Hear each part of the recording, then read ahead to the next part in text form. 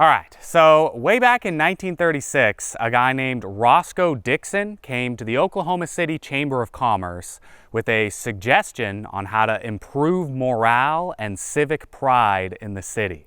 And his idea was that once a day, every day, at a completely random time, every fire alarm in Oklahoma City would just start blaring all at once, and then upon hearing the alarms, everybody in the city would have to stop what they were doing, turn to whoever happens to be closest to them, shake their hand, and say, "We're living in the finest city in the United States." So you could be like on the bus going to work at 7 a.m. and then all of a sudden you're getting bombarded by fire alarms from every direction, and you gotta turn to whatever stranger happens to be standing next to you and grasp their hand and start a hearty conversation about how great OKC is. Unsurprisingly, the city did not implement the idea. Welcome to another video where I make use of all my failed video topics. See, I find most of my topics just by reading through old books and newspapers and stuff like that. And, sometimes I find something that's funny or interesting, but not really deep or complex enough to work for like a full-length dedicated YouTube video. And so today, what I want to do is showcase some of those mini stories. So let's keep things rolling and talk about the time that the London Women's Amateur Athletic Commission banned their runners from wearing padded bras. See, apparently female racers were adding a huge amount of unnecessary cushion to their bras, so that way in close races they could push their chests out and technically reach the finish line just a fraction of an inch faster than the competition. Take a look at these great quotes that I found. "We want to be sure that the real girls, not the padded ones, win in any tight finish. We think that it is high time that built-up curves are ruled out of international women's racing." And here's my favorite. "Some of our flat-chested girls have not been too pleased with some of the photo finish decisions which have gone against them." Makes sense to me. All right, next up, this is a little cartoon that I found in an anti-alcohol periodical from 1915. The point of this cartoon is to demonstrate how naive mothers might accidentally lead their sons into alcoholism by allowing them to engage in gateway behaviors. See, at the bottom of the staircase there is alcoholism, and each of the steps is a gateway behavior that you want to keep your son away from. So let's go ahead and look at the steps here. We got piecing between meals, which literally just means eating between dedicated meal times. So apparently, snacking is the first step on the road to alcoholism. And we also got candies and rich pastries, plenty of pickles and pork, and my personal favorite, Mexicanized dishes and pepper sauces. So there you go. If you take your kid to Taco Bell or get him an enchilada or something, then he's gonna be drinking himself to death before you know it. Next up, wife is kicked out of bed because she reads her poetry to husband. "It was good verse," she tells court, and divorce is granted. Yeah, in 1910, Mrs. Hilda Young was trying to read some of her poetry to her husband at 3 a.m. when he kicked her out of bed before she even made it to the second verse. How rude is that? Apparently, instances of this kind were a common occurrence in the marriage, and so Hilda asked for a divorce from the local courts, and she got it, and she was deadly serious about this poetry thing. She did not ask for one single penny from her now ex-husband. This was not just an excuse to make some money. Hilda just could not bear one more second of living with a husband without any sense of the beautiful. All right, here's a fun one. Back in 1872, a man named Albert Bacon published a book entitled A Manual of Gesture. And the point of this book was to teach you how to move your hands while you're giving a speech or engaging in a public debate. And Albert got real serious about this, to a point where he even invented his own notation of gesture that included a 360-degree diagram that you were supposed to use to like map out and record all the specific motions that you can make with your arms and hands. So that way, if you want to write a speech for somebody, in addition to the actual words, you can also add all these annotations that correspond to different hand movements. So as you're reading the word break in this sample speech, you're also supposed to see the BHHFCLA under the word and go, "Oh, break my father's chain," or "Oh, break my father's chain," or whatever the corresponding gesture is supposed to be for that huge string of letters.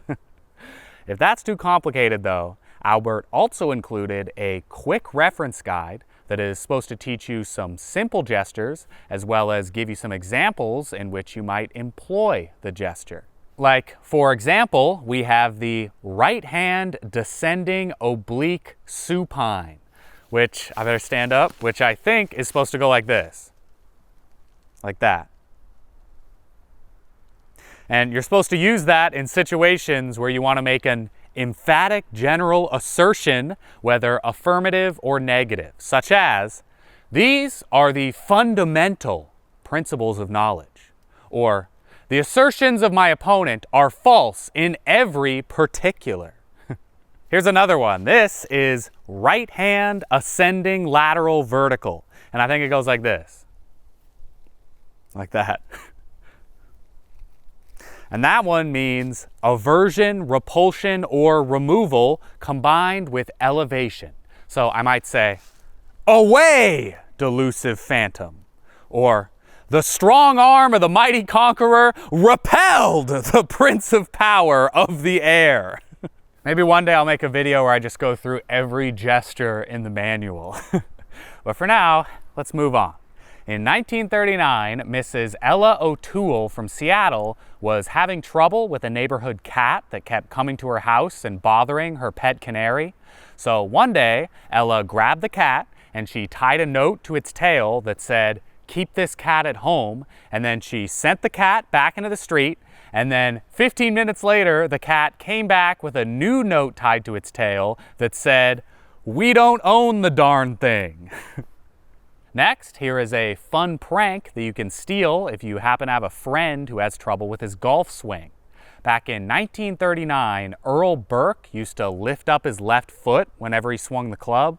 So his friends cast him a shoe in Earl's size that was made entirely of concrete. The shoe weighed 50 pounds in total, so that way when Earl put it on, his foot would stay in place on the swing. The best part of this one is that after the shoe story initially hit the newspapers, a whole bunch of people actually wrote in letters to Earl asking if he had patented the concrete shoe idea yet. And as far as I know, nobody has, so if you're looking for a hot new business idea, there you go.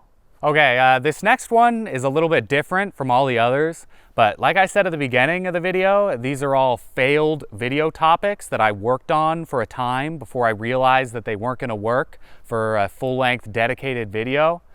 Well, this one in particular is probably the most disappointed I've ever been that a video didn't work out.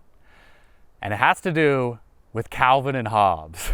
See, when I was growing up, I was a giant Calvin and Hobbes fan, and one day I think I was out on a jog and I just randomly had the idea to try and use old Calvin and Hobbes strips to try and like figure out where Calvin actually lives, like where does the strip take place. And my plan was to read through every Calvin and Hobbes strip and look for clues, like how in this strip there's a cardinal. So clearly Calvin must live somewhere in the eastern to central United States, because that is the range of the cardinal. But then also it snows a lot in Calvin and Hobbes, so that excludes most of the southern portion of the country. And I was super excited to pour through all the old strips and make this video and little by little find all these hints and develop this big grand theory about where Calvin lives.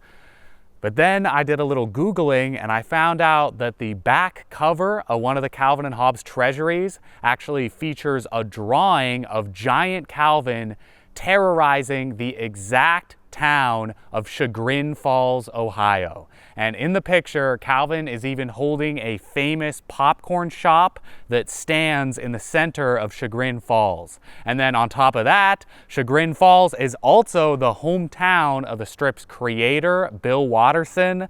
So to me at least, that kind of closes the book on the question of where Calvin and Hobbes is supposed to take place. It's Chagrin Falls, Ohio. Sadly, no need for a big grand investigation. And that was such a shame because I was so ready to like bust out a bunch of elevation maps and try and figure out where these hills that Calvin is sledding down are supposed to be. Next up, on June 22nd of 1955, 3 young men from the University of Minnesota put a raft into the Mississippi River and they set out on a journey all the way down the river from St. Paul, Minnesota to New Orleans, Louisiana. But the travelers were not just going to float the whole way down. No, they had a rather interesting form of propulsion on board. A 1939 Chevrolet that the men affectionately referred to as Le Monstre Formidable, or the Formidable Monster in French. The Chevy had its wheels hooked up to some propellers on board the watercraft, so that way pressing the gas pedal in the car would also power the ship and give the young men a way to steer as they went down the river. And wouldn't you know it, the crazy system actually worked. After a little over a month in the river, the men finally pulled up in New Orleans and promptly tried to sell their amphibious car. No word on if they actually managed to find a buyer. Next up, you know how sometimes people send written messages via pigeon? Well, what about sending a canary via pigeon? Yeah, way back in 1939, a 10-year-old girl asked the National Wildlife Federation if they would send her a pet bird to keep her company while she was stuck at a hospital in Manhattan. And the Wildlife Federation obliged by packing a live canary into a tube and then sending it on a 20-mile flight through the city on the back of a messenger pigeon. They definitely did not have to do this. Like, they easily could have just drove the canary over to the hospital or something. So I can only assume this was some kind of publicity stunt. But man, I'm glad they did it this way, because we got some crazy looking photos out of the whole thing. Like, just look at those pictures. All right, so I hate to laugh at anyone's death, but in 1908, a teenage girl in Pittsburgh fell into a coma and died, and the doctors said that it happened because she ate way too many pickles while she was working at her job at a pickling factory. And then when the newspapers heard about the story, they ran it with this headline: "Killed by eating pickles. Girl devoured scores of big fat ones daily and finally succumbed." Next, let's take a quick look at the Dobby Gillis Teenage Slanguage Dictionary from 1962. Here is a sample of what the hip young folks were saying back in the early 60s. Instead of going on a date, they went on a night maneuver. And instead of being in love with a girl, they were on her bean. And they didn't eat hamburgers, they had a hitch old Dobbin to bun. I don't even know in what context you're supposed to say that. Like, can I get a hitch old Dobbin to bun, please? And this one I really like. They would never say, "Sarah is my girlfriend." Instead, the teenagers of the 60s would say, "Sarah is my #1 on hit parade." We got to bring that one back. And a guy who thinks he's clever was a tricky icky, and a reckless driver was a boulevard brawler. And this one, a mathematician, was apparently a teen who can put 2 and 2 together and get sex. Here's a pretty wild one. For a while, in mid-1924, newspapers all across the country were writing about a gymnast baby from Los Angeles who was a 5-month-old baby who apparently exhibited incredible grip strength and athletic ability. and just look at these completely insane pictures of the baby like hanging on the side of a fence with the weirdest facial expression I've ever seen. And then there's also this one of the baby's mom just like dangling the kid in the air. And here's one of the baby looking real bewildered while he's just hanging there on his mom's fingers. And this is one of those stories that I was really excited about researching, and I just found just all these ridiculous fragments with no real connective tissue putting them together. So all I can do is present to you this picture of a 5-month-old hanging on a fence. That's all I got. Next, in February of 1940, a biography of Abraham Lincoln was stolen from a library in St. Joseph, Missouri. And then a little while later, the book was anonymously returned to the library with a note inside that said, "I stole this book, but when I read how honest Lincoln was, I was ashamed. I ask you to take it back. Signed, a sinner." Moving on, back in 1940, the wife of an owner of a Chinese restaurant used to type on a typewriter, and she would use a cash register, and she would wash dishes, and she would dust. And you might be wondering what's so crazy about doing all of that. Well, listen to this. That woman used to do all that with 2-inch long fingernails. Wow, what a crazy story. She can have a tummy and still look yummy. Is your daughter on the plump side? Somebody's shooting a gun, and I've literally said she can have a tummy and still look yummy, I think 10 times in the past like 5 minutes. She can have a tummy and still look yummy. Is your daughter on the plump side? She can and should look as pretty as her slim friends. And she will if you dress her in chubettes. Yeah, CoopÄ was a fashion brand in the 1940s and 50s for plump girls. Your chubby lass can be belle of her class. A lot of the products even came with a free booklet called Pounds and Personality that was supposed to give advice to parents of chubby girls, because you gotta find out how to assure the happiness of your chubby girl, because just look at her, she is huge. You parents are gonna need all the help that you can get. All right, here's a fun one. Back in 1887, the Olneyville Times recorded the calls of a whole bunch of New York street vendors. So let's go ahead and go through a few of these. The potato vendor says, "Potate, potatoes." And the asparagus guy goes, "Sparrow-gress, sparrow-gress." And the radish man says, "Red dishes, red dishes."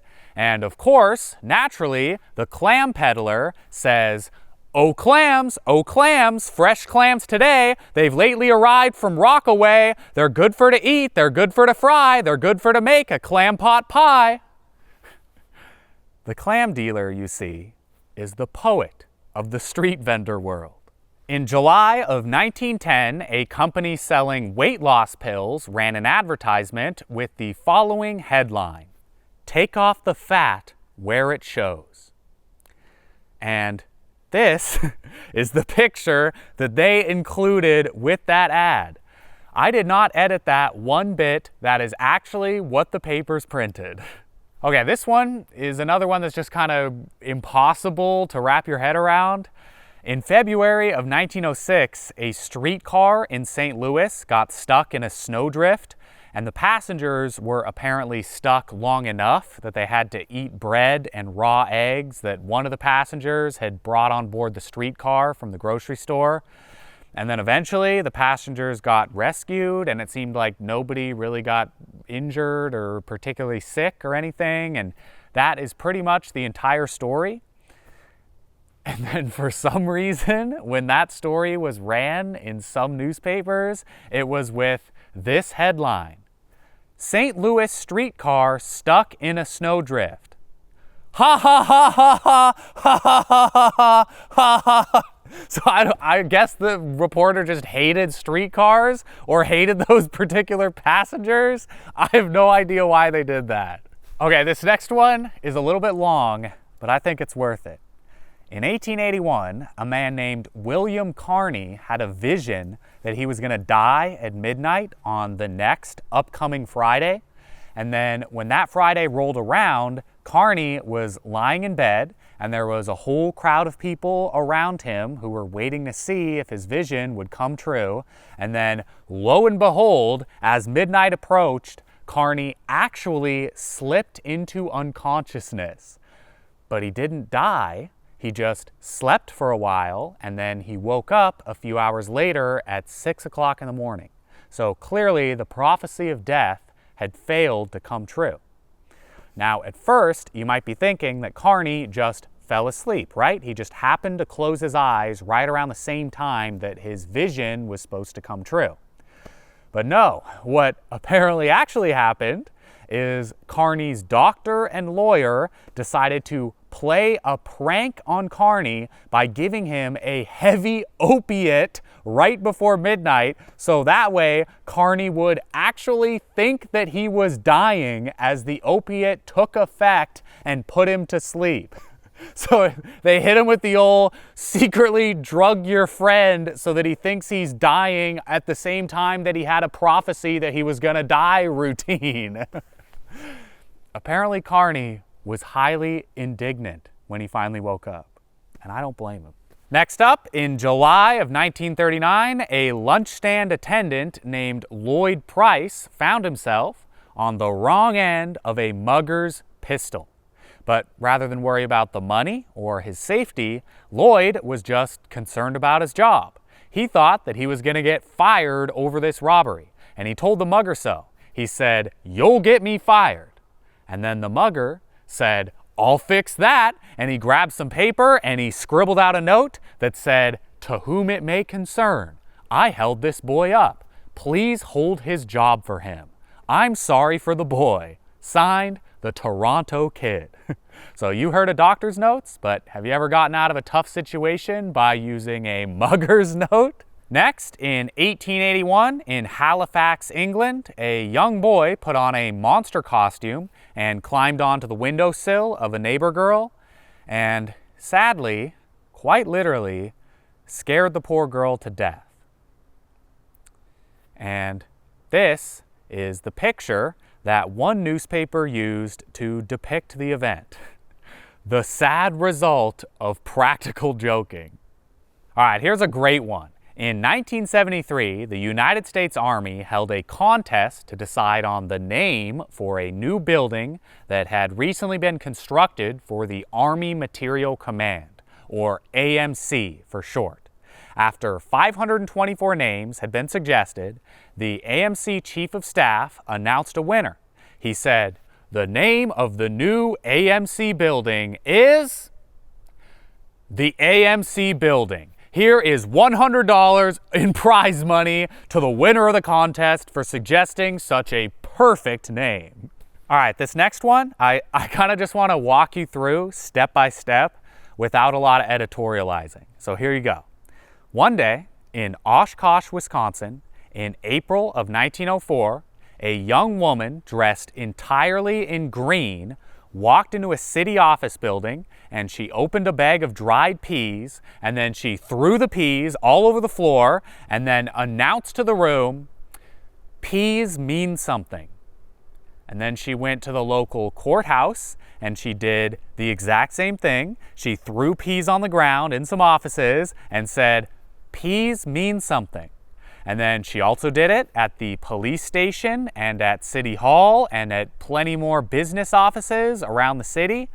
And eventually the local sheriff caught up to her and detained her and got in contact with her father to come and pick her up. And while the woman was waiting at the police station, she remarked that the whole thing was an April Fool's joke. And also she remarked, "Peas mean something." It is said that the young woman is demented, and she's also very well educated. And that's it. Okay, so one time in 1912 in New York City, 2 bank messengers were robbed of 25 grand, right? And then those robbers went to a bar where they themselves were robbed by another thief. And then that thief left the bar, and as he was leaving, he himself got robbed by another set of muggers. Pretty complicated story, right? You want to hear how the newspapers condensed all that down into something digestible for their readers? Robber robbed robber who robbed robbers. Sounds good to me. Did you know that in Florida in 1933, people used to hold swimming races where you would cover the entire surface of the pool with oranges and grapefruits? So it's pretty much just exactly a normal swimming race, except now you gotta be pushing and slogging through all that fruit. Apparently, the hardest part of this particular kind of race was the beginning when you initially dive in, because it was very difficult to avoid a devastating whack in the eye or on the nose from the floating golden spheres. But okay, I feel like we're starting to run just a little bit long here, so how about we wrap things up real nicely with one of my favorite stories that I have ever come across. In 1947, a woman named Minerva Elligan passed away in Louisville, Kentucky, and in her will, Minerva left her entire estate to a local minister that she apparently must have had some kind of close relationship to. Minerva's 3 nieces, though, did not appreciate being cut out of the inheritance, so they objected to the will by saying that Minerva had been under the minister's control since one day when she had wanted a chocolate soda and he gave her a pineapple soda. So, according to the nieces, the will was void because it was written under the influence of pineapple soda. And the nieces were so serious about this that the court actually called in an expert on sodas who was just a former waiter on a dining car, and the expert testified that pineapple sodas never had influenced anybody to do anything but want another one. And I guess that was enough for the judge, because the will was upheld, and that was that. Thank you for watching, and I'll see you next time.